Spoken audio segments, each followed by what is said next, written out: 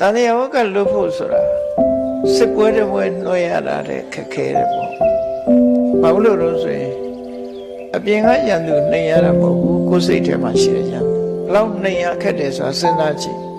ကိုယ်စိတ်ထဲမှာရှိတဲ့လောဘကိုယ်စိတ်ထဲမှာရှိတဲ့ဒေါသဒီကိလေသာတွေကို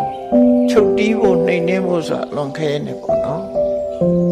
ဒါကြောင့်မို့တာမန်ပုဂ္ဂိုလ်တွေဟာလောဘနောက်လိုက်ကြရတယ်ဒေါသနောက်လိုက်ကြရတယ်ကိလေသာတွေနောက်လိုက်ပြီးတော့ဒုက္ခတွေရောက်နေကြအဲ့တော့သူဟာကိလေသာစစ်ပွဲမှာ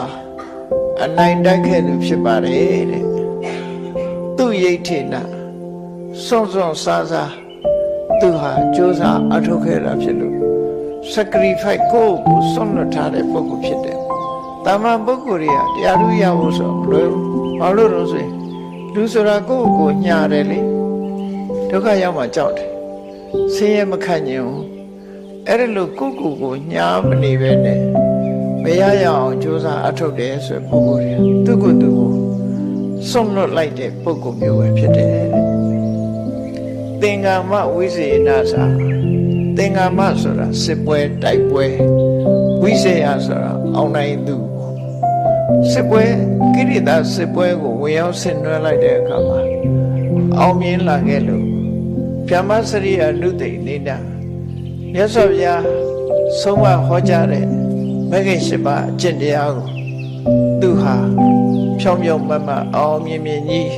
ကျင့်သုံးခဲ့လို့အခုလိုအစွမ်းတကူတွေနဲ့နိဗ္ဗာန်ချမ်းသာကိုသူဟာရောက်ရှိပြီးချမ်းသာသာနေရခြင်းဖြစ်ပါတယ်ဆိုတာကိုတန်ခါပရိသတ်အလယ်မှာခောဇသောဝိတမထေရကဖွင့်ဟပြောကြားခဲ့တယ်ရှင်အနန္ဒမထေရမြတ်ထံသတင်းပို့ပြီးပါပြီရှင်အနန္ဒမထေရမြတ်ရဲ့ယဟန္တာဖြစ်ကြောင်းကိုလည်းသတင်းပို့တာလည်းဖြစ်နိုင်တယ်ပေါ့နော်သူယဟန္တာဖြစ်တာလို့ပဲရှင်အနန္ဒမထေရမြတ်လည်းပဲသံဃာနာပွဲမတိုင်ခင်မှာကိရိတာစစ်ပွဲကြီးကိုတိုက်ပွဲဝင်လိုက်လို့ကိုယ်ဘဝမှာစွန့်စားအားထုတ်ခဲ့လို့ကိရိတာစစ်ပွဲကြီးမှာအောင်နိုင်သူဖြစ်ပြီးမြတ်စွာဘုရားဟောကြားဆုံးမတဲ့မဂ္ဂင်၈ပါးအကျင့်တရားတိုင်းလိုက်နာကျင့်သုံးလို့အရဟတဖို့ဆိုတဲ့ချမ်းသာကြီးကိုရရှိပိုင်ဆိုင်သူဖြစ်နေပါပြီဆိုတာကိုလည်းရှောက်ကြားလိုက်တာဖြစ်တယ်ပေါ့အားလုံးကဝမ်းမြောက်ဝမ်းသာဖြစ်ကြရတယ်ရှင်အနန္ဒမထေရမြတ်ကလည်းပဲ